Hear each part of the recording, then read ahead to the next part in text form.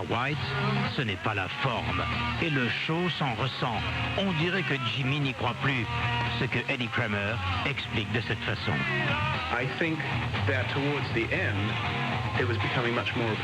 Je crois que vers la fin, il avait mûri.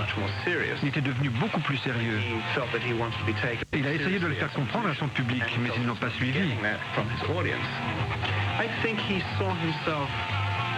Il se voyait comme un artiste en plein développement, mais il ne sentait pas son public grandir avec lui. Et ça explique en partie sa frustration. Artistiquement, il brûlait les étapes.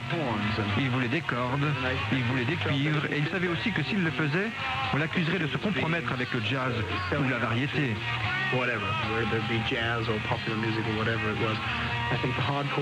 Le fan de base, le pur et dur, voulait le voir mettre le feu à sa guitare ou la briser en petits morceaux. Mais lui ne faisait ça que pour le spectacle. Et il faisait ses dingueries pour attirer les regards. Cela détournait l'attention de son jeu, de sa facilité à atteindre les plus hautes sphères musicales. Et là, tu as l'essence même de sa frustration. L'île de White est suivie d'une semaine de concerts durant laquelle Billy Cox connaît quelques problèmes de santé.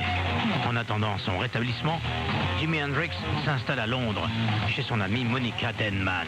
Au matin du 18 septembre 1970, il meurt dans l'ambulance qui le conduit à l'hôpital, étouffé par des vomissements provoqués par l'absorption d'une dose de barbiturique sans doute déraisonnable.